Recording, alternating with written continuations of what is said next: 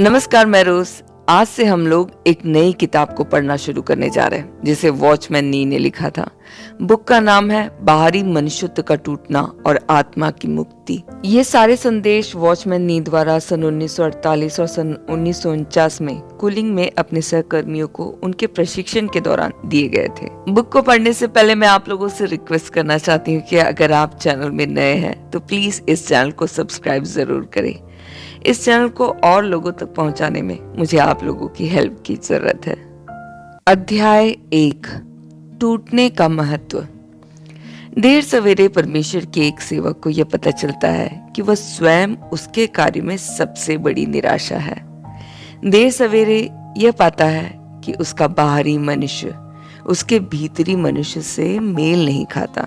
भीतरी मनुष्य एक दिशा में अगुवाई करता है जबकि बाहरी आदमी एक दूसरी दिशा में अगुवाई करता है। पता चलता है कि उसका बाहरी मनुष्य आत्मा के शासन के अधीन नहीं रह सकता और परमेश्वर की सबसे ऊंची मांगों के अनुसार नहीं चल सकता।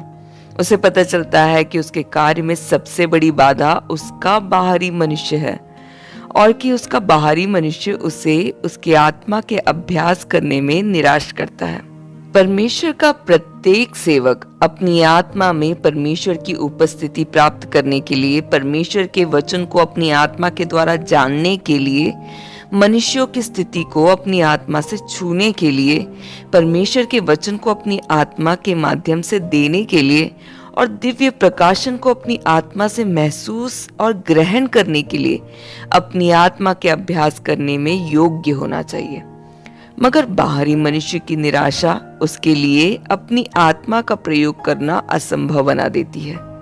प्रभु के बहुत से सेवक बुनियादी रूप से प्रभु का कार्य करने में अयोग्य है क्योंकि वे प्रभु द्वारा कभी भी एक मौलिक तरीके से निपटाए नहीं गए। बिना इस निपटारे के वे मूल रूप से कोई भी कार्य करने में अयोग्य है। सारी उत्तेजना, उत्साह और ईमानदारी से की गई विनती व्यर्थ है। प्रभु के लिए एक उपयोगी पात्र बनने के लिए इस प्रकार का बुनियादी निपटारा ही हमारे लिए एकमात्र तरीका है। बाहरी मनुष्यत्व और भीतरी मनुष्यत्व। रोमियो 7:22 कहता है, क्योंकि मैं भीतरी मनुष्यत्व में आनंद पूर्वक परमेश्वर की व्यवस्था से सहमत रहता हूँ। हमारा भीतरी मनुष्यत्व परमेश्वर की व्यवस्था में आनंदित होता है। इफिसियों 3:16 हमें यह भी बताता है कि उसके आत्मा के द्वारा अपने भीतरी मनुष्यत्व में सामर्थ पाकर बलवान होते जाओ। दूसरा कुरिन्थियों 4:16 में पौलुस ने यह भी कहा, यद्यपि हमारा बाहरी मनुष्यत्व नाश होता जा रहा है तथापि हमारा आंतरिक मनुष्यत्व दिन प्रतिदिन नया होता जा रहा है। बाइबल हमारे अस्तित्व को बाहरी मनुष्य और भीतरी मनुष्य में विभाजित करता है। परमेश्वर भीतरी मनुष्य में वास करता है और इस परमेश्वर अधिकृत भीतरी मनुष्य से बाहर जो मनुष्य है वह बाहरी मनुष्य है। दूसरे शब्दों में हमारी आत्मा भीतरी मनुष्य है जबकि जिस व्यक्ति को दूसरे संपर्क करते हैं वह बाहरी मनुष्य है। हमारा भीतरी मनुष्य हमारे बाहरी मनुष्य को एक वस्त्र की तरह पहनता है। परमेश्वर ने खुद को, अपनी आत्मा को, अपने जीवन को और अपनी शक्ति को हमारे अंदर यानी कि हमारे भीतरी मनुष्य के अंदर रखा है। हमारे भीतरी मनुष्य के बाहर हमारा मन, भावना और इच्छा है। इन सबके बाहर हमारा शरीर, हमारा मांस है। एक मनुष्य को परमेश्वर के लिए कार्य करने के लिए उसका भीतरी मनुष्य मुक्त होना जरूरी है। परमेश्वर के बहुत से सेवकों के साथ बुनियादी समस्या यह है कि उनका भीतरी मनुष्य उनके बाहरी मनुष्य से निकलकर बाहर नहीं आ पाता। भीतरी मनुष्य को मुक्ति पाने के लिए उसे बाहरी मनुष्य से निकलकर बाहर आना होगा। हमें इस बात में स्पष्ट होना होगा कि हमारे कार्य में पहली बाधा हम स्वयं हैं, न कि और चीजें। यदि हमारा भीतरी मनुष्य एक बंदी, प्रतिबंधित मनुष्य है, हमारी आत्मा ढकी हुई है और आसानी से मुक्त नहीं होती, यदि हमने कभी अपनी आत्मा द्वारा अपने बाहरी मनुष्य को भेद कर बाहर निकलना नहीं सीखा, तो हम प्रभु के लिए काम नहीं कर सकते। बाहरी मनुष्य के समान हमें कुछ भी निराश नहीं करता। हमारा कार्य प्रभावी होगा कि नहीं इस बात पर निर्भर करता है कि प्रभु ने हमारे बाहरी मनुष्य को तोड़ा है कि नहीं, और क्या हमारा भीतरी मनुष्य हमारे टूटे हुए बाहरी मनुष्य में से मुक्त हो सकता है। यह एक बहुत मौलिक मुद्दा है। प्रभु को हमारे भीतरी मनुष्य के लिए रास्ता बनाने हेतु हमारे बाहरी मनुष्य को उतारना पड़ता है। जैसे ही भीतरी मनुष्य मुक्त होता है तो बहुत से पापी आशीषित होंगे और बहुत से मसीही अनुग्रह प्राप्त करेंगे। मृत्यु और फल लाना। यूहन्ना 12:24 में प्रभु यीशु ने कहा कि जब तक गेहूं का दाना भूमि में पड़कर मर नहीं जाता वह अकेला रहता है, परंतु यदि मर जाता है तो बहुत फल लाता है। जीवन दाने में है। हालांकि दाने के बाहर एक खोल होता है, एक बहुत शक्तिशाली खोल।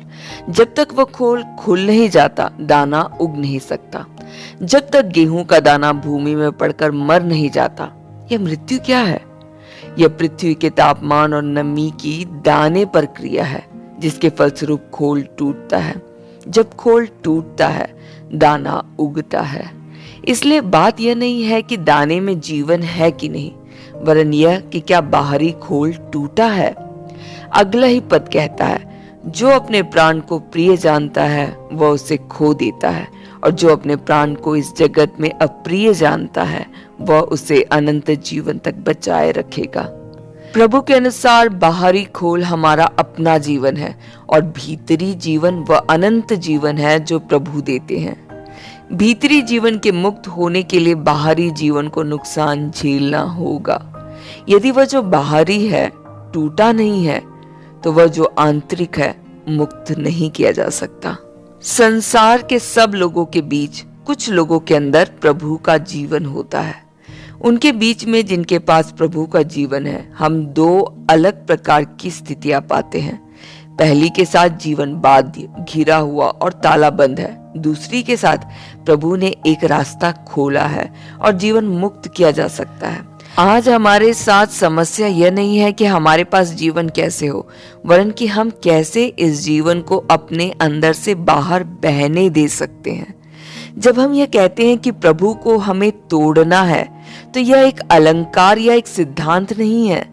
हमारा अस्तित्व ही प्रभु द्वारा तोड़ा जाना चाहिए। प्रभु का जीवन समस्त पृथ्वी पर फैलने में योग्य है, हालांकि यह हमारे अंदर ताला बंद है।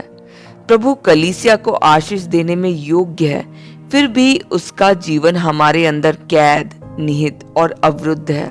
यदि बाहरी मनुष्य को तोड़ा नहीं जाए तो हम कभी भी कलीसिया के लिए एक आशीष नहीं बन सकते, ना ही हम संसार से हमारे द्वारा परमेश्वर का अनुग्रह प्राप्त करने की अपेक्षा रख सकते हैं। संगमरमर के पात्र को तोड़ने की आवश्यकता। बाइबल शुद्ध जटामासी के लेप की बात करती है। यूहन्ना 12:3। परमेश्वर का वचन जानबूझकर शुद्ध विशेषण का प्रयोग करता है। यह शुद्ध जटामासी का लेप है, कुछ ऐसा जो वास्तव में आत्मिक है। हालांकि जब तक संगमरमर का पात्र तोड़ा नहीं जाता, असली जटामासी का तेल बाहर नहीं आ सकता। यह विचित्र है कि बहुत से लोग संगमरमर के पात्र की प्रशंसा करते हैं। वे सोचते हैं कि पात्र तेल से अधिक बहुमूल्य है। बहुत से लोग सोचते हैं कि उनका बाहरी मनुष्य उनके भीतरी मनुष्य से अधिक बहुमूल्य है। यही समस्या है जिसका आज कलीसिया सामना कर रही है। हम अपनी बुद्धि को संजोए रख सकते हैं और सोच सकते हैं कि हम काफी श्रेष्ठतर है। दूसरा व्यक्ति अपनी भावनाओं को मूल्य दे सकता है और यह भी सोच सकता है कि वह काफी विलक्षण है। बहुत से लोग अपने को संजोए रखते हैं। वे सोचते हैं कि वे दूसरों से ज्यादा बेहतर हैं। वे सोचते हैं कि उनकी वाक्पटुता, उनकी योग्यता, उनका प्रभेद और उनका मूल्यांकन बेहतर है। पर हम पुरानी वस्तु के संग्राहक नहीं हैं। हम संगमरमर के पात्र के प्रशंसक नहीं हैं। हम वे हैं जो इस इत्र की सुगंध के पीछे हैं। यदि बाहरी भाग तोड़ा नहीं जाता तो भीतरी भाग को मुक्त नहीं किया जाएगा। हमारे पास आगे बढ़ने का कोई रास्ता नहीं होगा और कलीसिया के पास आगे बढ़ने का कोई रास्ता नहीं होगा। हमें और अब खुद का इतना संरक्षक नहीं होना चाहिए। पवित्र आत्मा ने कभी कार्य करना नहीं छोड़ा। बहुत से लोग इसकी साक्षी दे सकते हैं कि यह कार्य उनमें कभी नहीं रुका। वे एक परीक्षा के बाद दूसरी परीक्षा का सामना करते हैं, एक घटना के बाद दूसरी घटना का मुकाबला करते हैं। पवित्र आत्मा का उसके अनुशासन के सारे कार्य में केवल एक ही लक्ष्य है, बाहरी मनुष्य को तोड़कर उतार देना, जिससे कि भीतरी मनुष्य फूट कर बाहर आ सके। पर दिक्कत हमारे साथ यह है कि जैसे ही हम थोड़ी कठिनाइयां भुगतते हैं तो हम कुड़कुड़ाते हैं, और जैसे ही हम छोटी से पराजय भुगतते हैं तो हम शिकायत करते हैं। प्रभु ने हमारे लिए एक रास्ता तैयार किया है, वह हमें उपयोग करने के लिए तैयार है। हालांकि जैसे ही उसका हाथ हम पर आता है हम नाखुश हो जाते हैं, या तो हम उससे बहस करते हैं या हम सब कुछ के बारे में उससे शिकायत करते हैं। जिस दिन से हमारा उद्धार हुआ, प्रभु हम पर बहुत से तरीकों से कार्य कर रहा है, इस उद्देश्य से कि हमारा स्वयं टूट जाए। हम यह जान सकते हैं या नहीं भी, पर प्रभु का लक्ष्य हमेशा हमारे बाहरी मनुष्य को तोड़ना होता है। खजाना मिट्टी के बर्तन में है। किसको तुम्हारे मिट्टी के बर्तन को देखने की पड़ी है? कलीसिया के पास खजाने का अभाव है, ना कि मिट्टी के बर्तनों का। संसार में खजाने का अभाव है, ना कि मिट्टी के बर्तनों का। यदि मिट्टी का बर्तन तोड़ा नहीं जाता तो किसको अंदर खजाना मिलेगा? प्रभु हमें हमारे अंदर इतने सारे भिन्न भिन्न तरीकों से कार्य करता है, इस उद्देश्य से कि मिट्टी का बर्तन, संगमरमर का पात्र, बाहर का खोल तोड़ा जा सके। प्रभु उनके द्वारा जो उसके हैं संसार के लिए अपनी आशीष लाने के लिए एक रास्ता तैयार करना चाहता है। यह एक आशीष का रास्ता है, पर यह ऐसा भी रास्ता है जो लहू से सना हुआ है। खून बहाना पड़ेगा और जख्मों से बचा नहीं जा सकता। इस बाहरी मनुष्य को तोड़ना कितना महत्वपूर्ण है। जब तक बाहरी मनुष्य को तोड़ा नहीं जाता, कोई भी आत्मिक कार्य नहीं हो सकता। यदि उसकी सेवा में हम प्रभु के प्रति समर्पित हैं, तो हमें उसके द्वारा तोड़े जाने के लिए तैयार रहना है। हम अपने आप के लिए बहाना नहीं बना सकते या अपने को बचाए नहीं रख सकते। हमें प्रभु को अपने बाहरी मनुष्य को पूरी तरह से तोड़ने की अनुमति देनी है, ताकि वह हमारे द्वारा एक स्वतंत्र मार्ग पा सके। हम सबको हमारे लिए परमेश्वर का इरादा जानना है। ये बहुत दुर्भाग्यपूर्ण है कि बहुत से लोग ये नहीं जानते कि प्रभु उनके अंदर क्या कर रहा है या प्रभु का उनके लिए क्या इरादा है। हम में से प्रत्येक हमारे लिए प्रभु का इरादा जाने। जब प्रभु हमारी आंखें खोलता है तो हम देखेंगे कि हमारे जीवन भर में सब कुछ जो हमारे साथ हुआ है सार्थक है। प्रभु कुछ भी व्यर्थ में नहीं करता है। जब हमें इस बात का एहसास हो जाएगा कि प्रभु का लक्ष्य हमारे बाहरी मनुष्य को तोड़ना है, तो हमें यह एहसास होगा कि सब कुछ जो हमारे साथ हुआ है अर्थपूर्ण है। प्रभु एक लक्ष्य को पाने की कोशिश कर रहा है, हमारे बाहरी मनुष्य को तोड़कर उतारने की। बहुतों के साथ दिक्कत यह है कि इससे पहले कि प्रभु एक उंगली भी हिलाए, वे पहले ही नाराजगी के संकेत दिखाते हैं।